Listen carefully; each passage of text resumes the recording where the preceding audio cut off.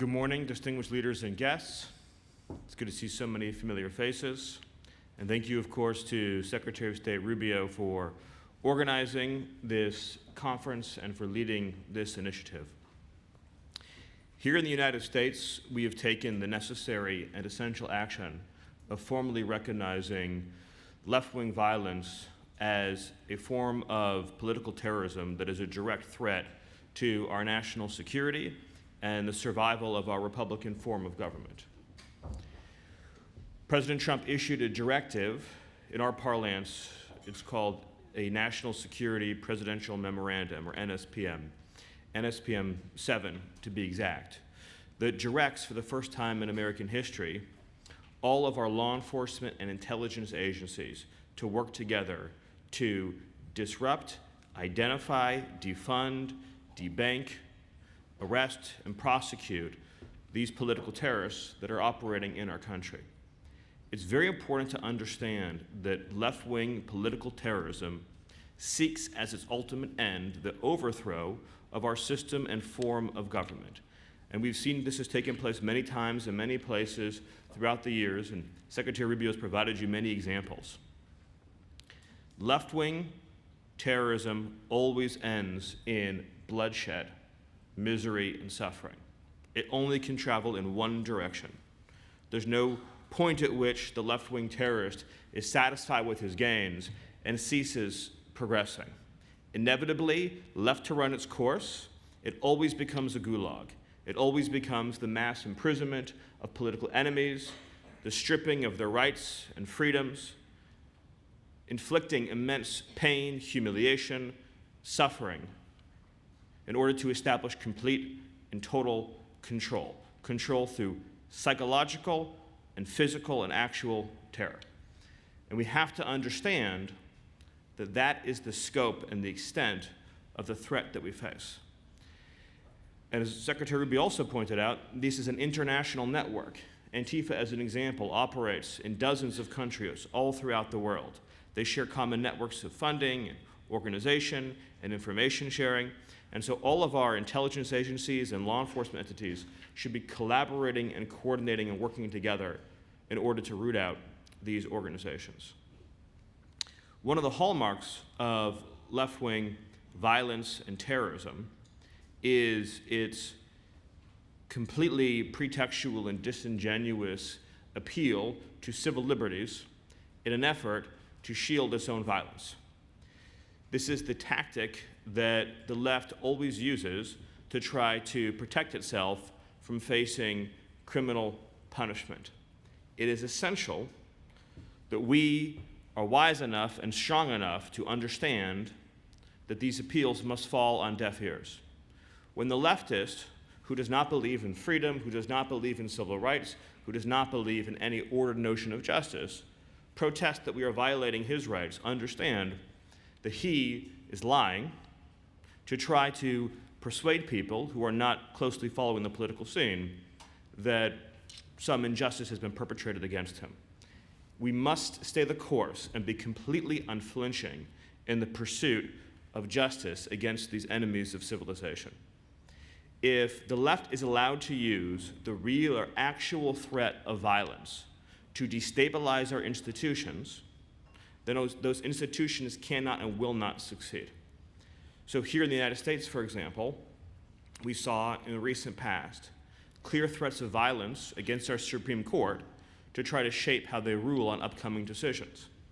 The leftist does this with the full desire, intent, and understanding that the threat of violence against a public figure or their family is meant to cow them into behaving or acting or conducting themselves differently.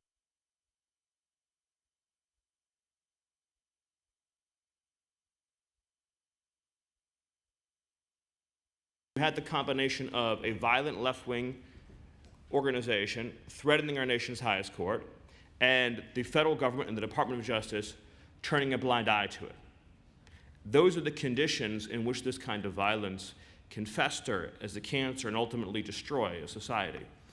Nothing that we do works if the threat of violence and terror goes on unchecked. Our political systems don't work, our judicial systems don't work, our legal systems don't work, our jury trials don't work. And at the same time, we have to understand there's a real threat that those who are not themselves terrorists, but who support left-wing violence, will create the conditions that allow that violence to go on without any meaningful inhibition. So, to be specific, we've seen in some of our nation's cities in America, like Washington, D.C. and New York City, something, again, it's an American term, but it's known as jury nullification. This is when a person is obviously guilty of a crime, but the juror, because they're ideologically sympathetic to the perpetrator, will not sentence them to the crime which they've obviously committed. We've seen in the United States, again and again, individuals who are part of left-wing organizations who've committed assaults against ICE officers or federal law enforcement who've been brought to court where clear evidence has been presented against them that the jury has refused to convict for purely political reasons. When you've reached that point, it demonstrates how deeply the cancer has begun to infest your society, where people have created an internal rationalization structure to justify unsanctioned violence against the state and state actors to achieve a political end. We have to use every lawful and legitimate tool that we have to demonstrate that justice will be served and delivered, and to prove that these kinds of tactics and techniques will ultimately fail. If the leftist learns and observes that their violence and criminal activity helps and ultimately succeeds in achieving their desired political end, they will be endlessly emboldened. Here in the United States, we've seen a growing and deeply alarming increase in attempted assassinations against public figures. Most notably, of course, the multiple assassination attempts against President Trump, the successful assassination attempt against Charlie Kirk, many others. This is a fatal cancer to civilization. And the greatest risk that we have is that our institutions have grown too soft and too cowardly to be able to defend themselves against a mortal threat. If your civilization is your home, you must defend it with the same passion and force as if an enemy intruder is inside your own house where your family lives. That is the level of dedication and urgency that is required. And the greatest threat is that even though there are far more of us, there are far more people who believe in order and civilization and liberty and the rule of law, is that if we are softer than those who seek to end us, then the smaller but more radical minority will succeed. It is easy to dismiss what I'm saying and to say, surely it cannot be that bad, it cannot be that dire. But again, I point to the examples in our own country where, for example, our Immigration and Customs Enforcement, which has been duly statutory authorized to carry out routine enforcements of immigration law, has been subjected to an over 8,000% increase in violent assaults. These are not one-off episodes. This is repeat, systemic, organized, funded insurrection and armed resistance against the federal government. There was a sniper from a sniper's nest who, using an assault rifle, tried to shoot ICE officers in Dallas, Texas. These are the episodes that we're talking about, where we have had repeated, direct, violent attacks on federal law enforcement in order to veto the ballot box with violence. And the leftist justifies this violence to himself by saying that they alone are the arbiters of what is right or wrong. Not the law, not history, not civilization, not public opinion, and certainly not God. The leftist assumes for himself judge, jury, executioner. But let's not pretend for a moment that these radical leftists, these terrorists, are operating from a place of sincere political conviction. Sure, there are plenty of useful idiots that they use who may believe these discredited ideologies. The leftist is fundamentally motivated by envy, by hatred, by jealousy. The leftist looks at what is beautiful and what is good and what is natural and is filled with envy and hatred.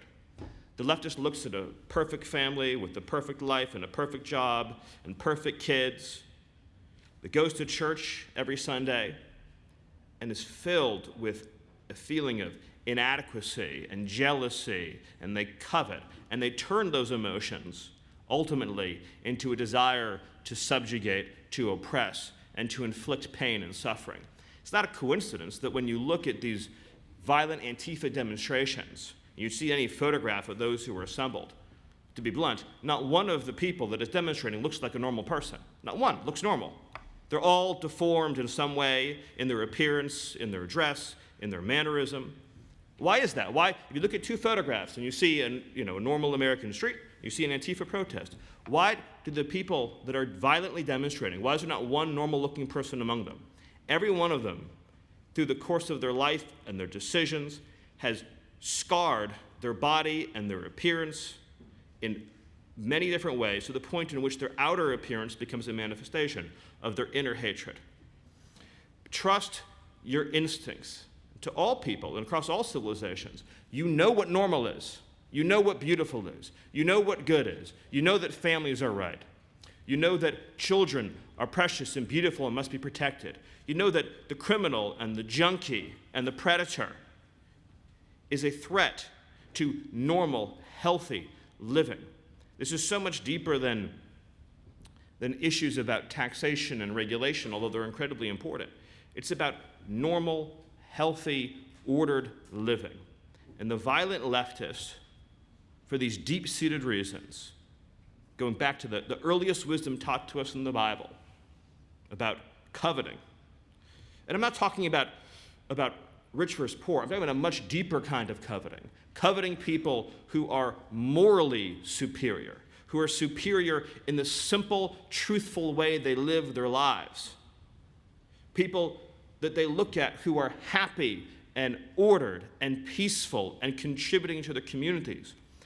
That burns an ember in them, and that's how you end up with the horrors we've seen throughout history, where good families are dragged out into the street and executed. And you might say, again, you're describing a future that seems impossible to conceive of. When it comes to preventing these horrors, it is the burden and the duty of good people of all walks of life to understand that you will always be accused of raising the alarm too loudly.